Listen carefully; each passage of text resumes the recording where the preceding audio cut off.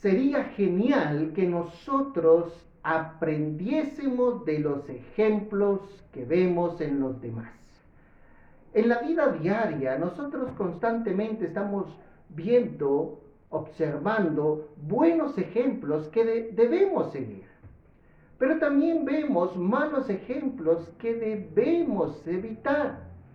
Por ejemplo, podemos ver a un joven que ante la adversidad, la falta de recursos, se pone un objetivo y con disciplina y también con humildad empieza a trabajar duro para alcanzar esa meta trazada y lo logra. Ya sea graduarse, ya sea un emprendimiento, un trabajo, y lo logra. Esos son buenos ejemplos que debemos seguir. Pero también hay malos ejemplos que debemos evitar. De repente nosotros estamos dándonos cuenta que el joven está alcanzando sus metas, pero porque está copiando. O porque otros le están haciendo sus trabajos. Y nosotros vemos ese ejemplo y reflexionamos. ¿Por qué? Porque Dios nos ha dado una conciencia moral para que nosotros podamos evaluar los actos. Y nosotros vemos ese acto y a la luz de lo que nos enseña la palabra del Señor, nosotros entendemos que es un mal ejemplo que nosotros debemos evitar. En la Biblia constantemente Dios como un gran maestro, Dios como un gran pedagogo, nos ha puesto ejemplos, buenos ejemplos para que los sigamos. Pero también nos ha puesto malos ejemplos para que nosotros tratemos de evitar esos malos ejemplos. Y fue lo mismo que pasó en los tiempos de Sofonías. No olvidemos que el juicio se acercaba. Ya Babilonia se estaba empezando a engrandecer como nación y ya empezaba a ser la gran potencia y sería el instrumento en las manos de Dios para llevar juicio sobre las naciones. Así que Sofonías, en nombre de Dios, les estaba diciendo al pueblo: vean lo que Dios está haciendo a su alrededor. Esos pueblos fueron corruptos, esos pueblos fueron malos, y por su maldad Dios está trayendo un juicio sobre ellos. Vean lo que le está pasando a los demás, a las demás naciones, y aprendan, decía Sofonías con una agonía seguramente. Pero ¿qué sucedió? En el capítulo 3, versos 6 y 7, leamos, dice: hice destruir naciones. Aquí está hablando Dios. Hice destruir naciones. Sus habitantes, sus habitaciones están asoladas. Hice desiertas sus calles hasta no quedar quien pase. Sus ciudades están asoladas hasta no quedar hombre, hasta no quedar habitante. Dije: ciertamente me temerá. Recibirá corrección y no será destruida su morada, según todo aquello por lo cual la castigué. Mas ellos se apresuraron a corromper todos sus hechos. El texto nos está diciendo que Sofonías les dice: vean el juicio que está cayendo sobre las demás naciones. Aprendan, arrepiéntanse. Dios mismo, de lo más profundo de su corazón, surge un lamento. Dios dice: pensé que al ver el castigo que estaban recibiendo los demás por su mala conducta, por su actuar alejado de mis mandamientos, aprendería mi pueblo. Pero Dios se lamenta, dice: no aprendieron. Todo lo contrario, fueron más corruptos. Su maldad fue mayor. Y nosotros constantemente estamos viendo ejemplos.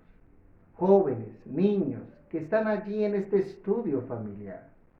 Ustedes ven en los mayores o aún en sus compañeros ejemplos.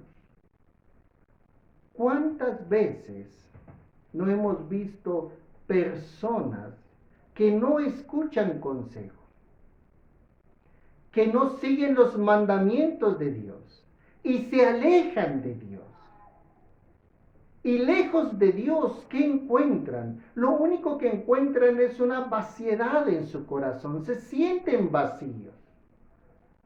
Pueden tener o no pueden tener riqueza.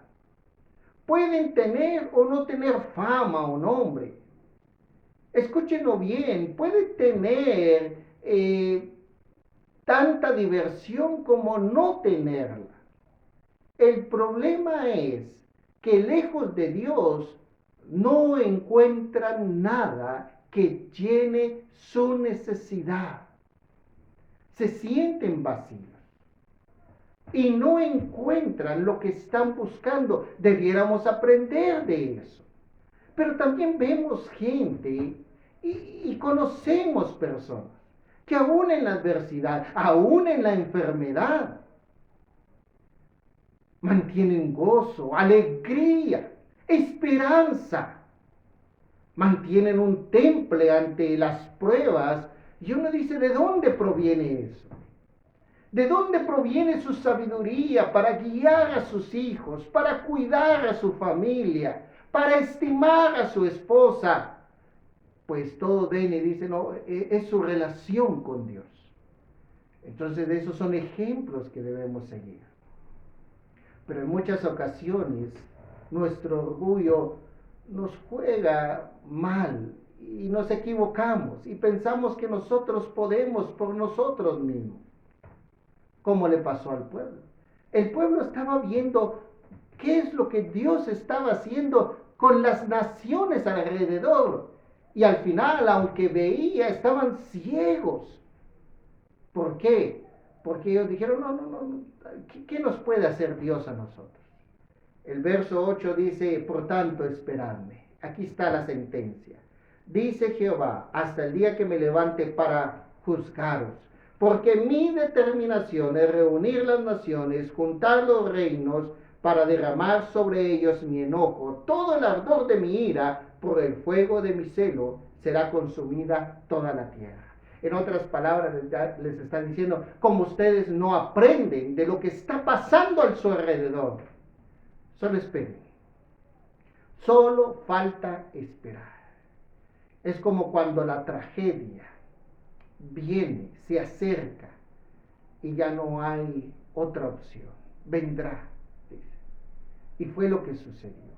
Años después, Jerusalén y toda Judá fueron arrasados. ¿Sí? Fueron arrasados esos pueblos, esas ciudades fueron arrasadas. Llegó el juicio de Dios. El juicio de Dios se cumplió. Y aunque nosotros lo leemos y lo estudiamos, y vemos cómo Dios a su propio pueblo le trajo una disciplina increíble, un juicio severo, nosotros hoy como que pensamos, no, si es que Dios no se mete con mi vida. Seguimos sin aprender. Pero escuchen bien, Dios no trae juicio, disciplina, por un mero afán de deleitarse en el sufrimiento de las personas. El sufrimiento, el juicio, la disciplina son tan solo un paso necesario para la restauración que Dios está llevando a cabo. ¿Sí? Por eso del verso 9 al verso 13 es una nota de esperanza. ¿Qué les parece? Dice, en aquel tiempo devolveré yo a los pueblos pureza de labios, para que todos invoquen el nombre de Jehová, para que les sirvan de común consentimiento. De la región más allá de los ríos de Etiopía me suplicarán. La hija de mis esparcidos traerá mi ofrenda. En aquel día no serás avergonzada por ninguna de tus obras con que te rebelaste contra mí, porque entonces quitaré de en medio de ti a los que se alegran en tu soberbia, y nunca más te ensoberbecerás. en mi santo monte, y dejaré en medio de ti un pueblo humilde y pobre, el cual confiará en el nombre de Jehová. El remanente de Israel no hará injusticia, ni dirá mentira, ni en boca de ellos se hallará lengua engañosa, porque ellos serán apacentados y dormirán, y no habrá quien los atemorice. ¿Acaso no nos alegra saber que Dios está llevando a cabo un programa de restauración para todas las naciones? Y Jesucristo vino para hacer efectivo ese programa de restauración para todas las naciones. Si usted ve, no es solamente para el pueblo de Judá, porque en el verso 9 habla de que Dios traerá nuevamente pureza de labios. Y los labios eran un símbolo de todo el ser. ¿Se recuerda a Isaías? El ángel toma, el serafín toma un carbón y se lo pone en la boca para purificarlo. Pero no era solamente purificar los labios, sino todo su ser. Y es lo que está sucediendo acá. Aquí hay una restauración plena que Dios está llevando a cabo y quitará el orgullo. Reitero, el orgullo es el mayor obstáculo para nuestra cercanía con Dios, y es lo que tenemos que sacar de nuestro corazón, sacar de nuestras relaciones. No confiar en nosotros, sino que debemos confiar en Dios. Esa es la pobreza espiritual. Bienaventurados los pobres, decía Jesús. Un pueblo pobre, dice, pero que confía en el nombre del Señor. Un pueblo justo, esa es parte de la restauración. Por eso nosotros como el pueblo de Dios no debemos, escúchelo bien, participar de la injusticia. No debemos participar de la corrupción, no debemos participar de la mentira, no debemos participar de la opresión. Nosotros somos un pueblo, el pueblo de la redención, el pueblo de la reconciliación, el pueblo de la renovación, un pueblo que busca la paz, la justicia, la verdad. ¿Lo ve? Es parte de lo que Dios está haciendo. Déjeme decirle que a veces pensamos que el mensaje de los profetas finalmente es de juicio. No nos equivoquemos. El mensaje de los profetas es de restauración. Y por eso Dios nos ha dado a nosotros los seres humanos una capacidad creativa, una capacidad imaginativa para que nosotros imaginemos y podamos crear una sociedad justa, soñar con una sociedad justa. Pero no solamente soñar en el sentido de no hacer nada, sino en el sentido de que juntamente con esa disciplina y determinación buscamos con la bendición de Dios, con el poder del Espíritu Santo y en el nombre de nuestro Señor Jesucristo, avanzar en la instauración del reino de Dios. Aprendamos de los ejemplos. El pueblo de Dios en los tiempos de Sofonías no aprendió. ¿Qué pasa con nosotros? ¿Qué pasa con ustedes como familia? ¿Están aprendiendo? ¿Cuántas familias se han alejado de Dios? Y han visto otras familias que alejadas de Dios, lo único que han encontrado es la destrucción de su propia familia. No, queridos hermanos. Veamos la Biblia, veamos los buenos ejemplos y con la bendición de Dios y la ayuda de Dios,